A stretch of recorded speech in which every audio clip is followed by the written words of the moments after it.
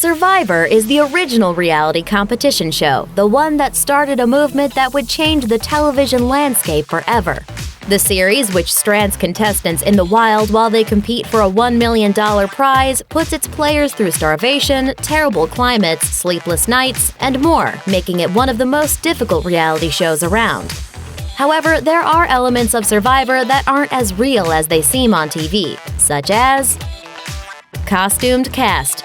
It's allegedly written into the contestants' contracts that the show can decide what they wear. For example, winner John Cochran's sweater vest from his first appearance on Survivor has become iconic, but the self-admitted nerd says he never actually wore sweater vests before being cast, and the producers talked him into it by noting that Justin Timberlake wears them. Contestant Candace Woodcock confirmed the wardrobe rumors as well, saying, "They pretty much choose what they want you to wear. If you don't send them what they want, they make you go out and get it." Cochran claimed he was intentionally styled to be a nerd, and Woodcock said the crew wanted her to appear more athletic, so she was ordered to wear a sports bra. Take a load off. Anyone who's watched Survivor has seen the shots of contestants walking up to a challenge or tribal council with walking sticks and packs. According to longtime reality TV journalist and critic Andy Denhart, contestants don't actually trek on foot from place to place. Instead, they are transported in vehicles off-camera and then kept in a waiting area until it's time to go out and film. The competitors are reportedly not allowed to speak to each other during this time. This means they're often forced to simmer and have to wait to confront each other instead of working out their issues off-camera. Prep time aplenty. Before each televised challenge, host Jeff Probst gives a brief explanation of the event, and then contestants appear to dive right into the competition. However, there's actually much more that competitors have to do before they begin the challenge. After the film TV instructions, Probst and the crew reportedly walk each tribe through the event in detail to show them exactly how it will go down, allowing the tribes time to ask questions and strategize during that time, something you don't see in the final edit. Condensed council.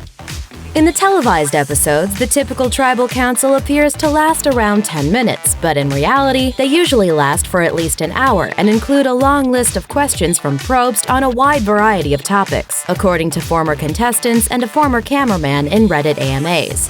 Apparently, much of the tribal council ends up being boring and irrelevant, so all that dull footage gets tossed before the episode airs. Another potentially fake element of the tribal council? The contestants walk to the council, which is sometimes filmed more than once to ensure the shot is dramatic enough. Secret assistance.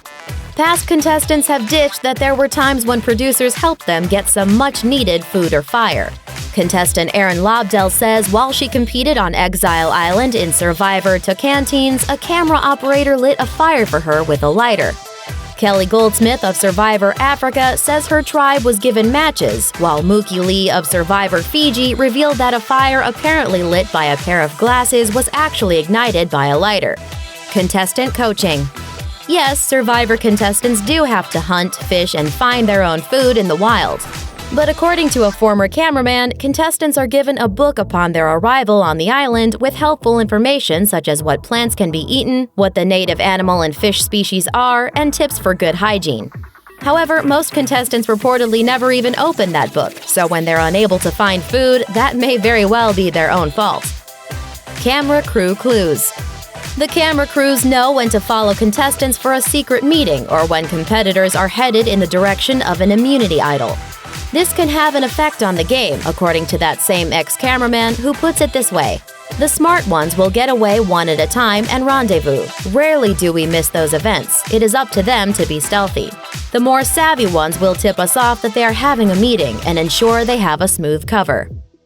Practice makes perfect. The speeches jurors give at the final tribal council range from boring and predictable to explosive and shocking, depending on how bitter the juror is feeling about his or her exile. According to former contestant Corinne Kaplan, juror speeches are written in advance and rehearsed for producers before they're delivered. She says the producers freaked out after hearing her speech, and Probst said, "Please don't change a single word of that." Kaplan says she didn't because she had it precisely memorized. Thanks for watching! Click the Nicki Swift icon to subscribe to our YouTube channel. Plus, check out all this cool stuff we know you'll love too.